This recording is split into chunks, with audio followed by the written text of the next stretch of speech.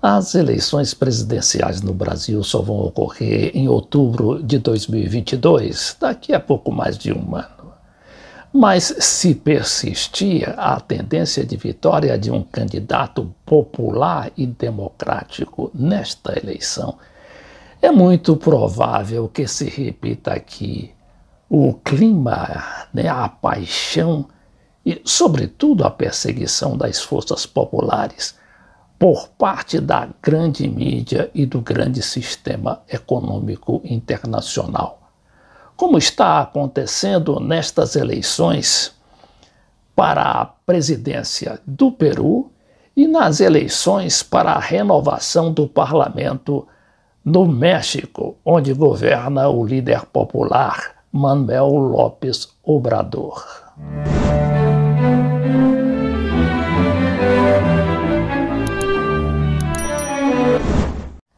No Peru, o candidato de esquerda, o professor de nível primário e homem do sertão, homem da roça, o Pedro Castillo, ele foi uma espécie de fator surpresa nesta eleição, porque não figurava entre os primeiros candidatos nas pesquisas, não é?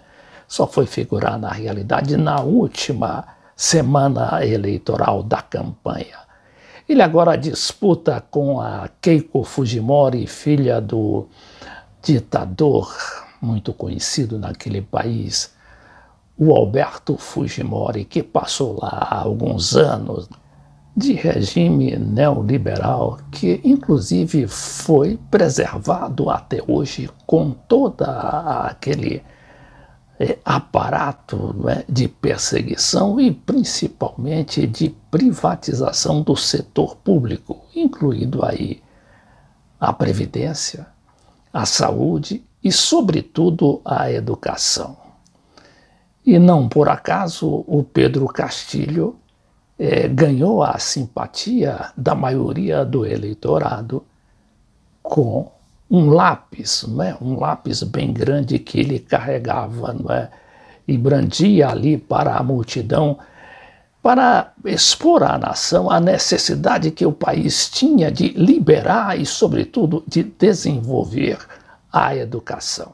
Daqui a pouco a gente vai ver a situação no México, mas antes vamos ver aqui esse fenômeno do Pedro Castillo, o Pedro Castillo, de 51 anos.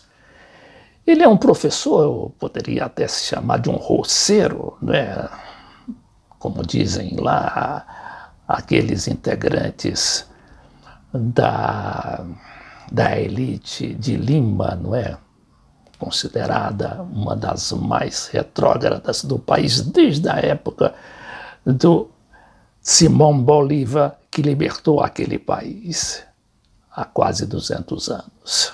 Então a eleição do primeiro turno deu essa surpresa, colocando lá o Pedro Castillo em primeiro lugar e em segundo a Keiko Fujimori.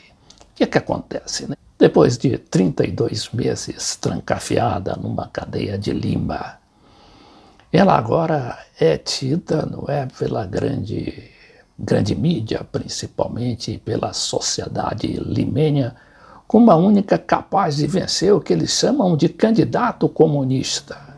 De repente, o roceiro passou a ser o grande perigo comunista, o perigo socializante do país. Então se mobilizou todo o aparato, todo o arsenal midiático e do sistema econômico para fazer aquela guerra psicológica que o próprio El País teve de denunciar em uma de suas manchetes aqui, ainda no início da campanha de segundo turno. A campanha contra Pedro Castillo se intensifica no Peru. O líder da ultradireita pede a morte do candidato esquerdista em um comício de apoio à conservadora Keiko Fujimori.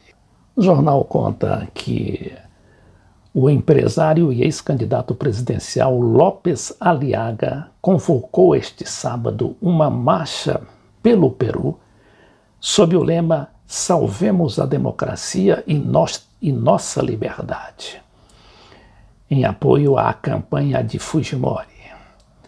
No final, diante de centenas de pessoas, ele exclamou: "Morte ao comunismo!". Os assistentes lhe responderam: "Morte!". Não obstante toda essa campanha midiática contra Pedro Castilho, o candidato popular continua na cabeça das pesquisas, ainda que apenas com 1 ou 2 pontos. Mas a Keiko Fujimori, cuja foto está aqui, ela tem 48 anos e já é conhecida, já foi candidata presidencial 2 vezes, essa é a 3ª vez. E o Pedro Castilho continua à testa dessas pesquisas, mas por quê? Sobretudo por causa da situação social e econômica que se encontra o Peru, como diz aqui esse material da Telesur. Y bueno, claro, la ciudadanía se da cuenta de esto, no cree. Entonces, bueno, esta es la situación. En el último año, desde que inició la pandemia, la situación, la crisis económica se ha agudizado muchísimo. Então ela diz aqui, a correspondente em Lima, diz que depois da pandemia, a situação se agudizou de tal maneira Estamos hablando que se han perdido 3 millones de empleos formales. Que só no ano passado houve a perda de 3 milhões de empregos formais no Peru. Y que más de medio millón de pequeñas y medianas empresas han quebrado. E que mais de 500 mil de empresas quebraram, não é, por causa disso, e aí disseminando ainda mais o desemprego. Ante esta situación, ¿qué tiene que hacer el gobierno? ¿Cuál es la agenda pendiente del próximo gobierno? A la fecha, 8.5 de cada 10 trabajadores se encuentran en la informalidad. Uno de los peores efectos de la pandemia fue la paralización de las actividades económicas, alcanzando el 62% del Producto Interno Bruto. Más de medio millón de medianas y pequeñas empresas quebraron. Se contrajo la economía el año pasado.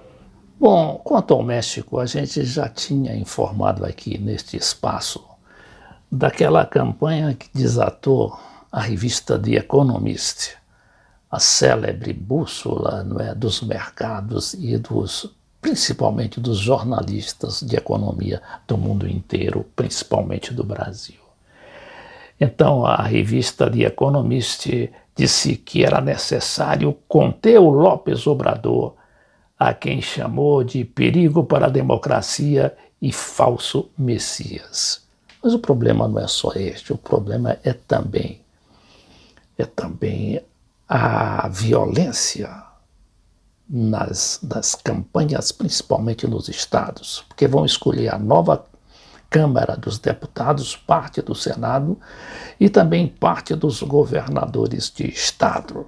Esta jornalista aqui, a Marcela Herédia, que apresenta o noticiário da Telesur, também informa sobre a situação no México no dia de hoje, há poucos dias, né, da eleição de 6 de junho. O principal desafio será derrotar o presidente Manuel López Obrador, que tem a maioria folgada tanto na Câmara quanto no Senado. E a campanha, então, é para tirar essa maioria para que o presidente se enfraqueça e, se for o caso, até seja afastado por algum tipo de golpe parlamentar. Estamos viendo realidades electorales de nuestros pueblos. Estamos hablando de cómo están divorciados los intereses de las clases políticas con ese pueblo que reclama en plena pandemia un Estado más presente. Fíjense que en México al menos 35 candidatos y precandidatos han sido asesinados. Ela diz que no México 35 candidatos ou pré-candidatos foram assassinados até agora durante a campanha, essa campanha de meio termo, como eles chamam lá no México. Previo a los los comicios federales del próximo 6 de junio. Esto está pasando, es la realidad en Michoacán. Jornada de ayer se informaba del asesinato a tiros de...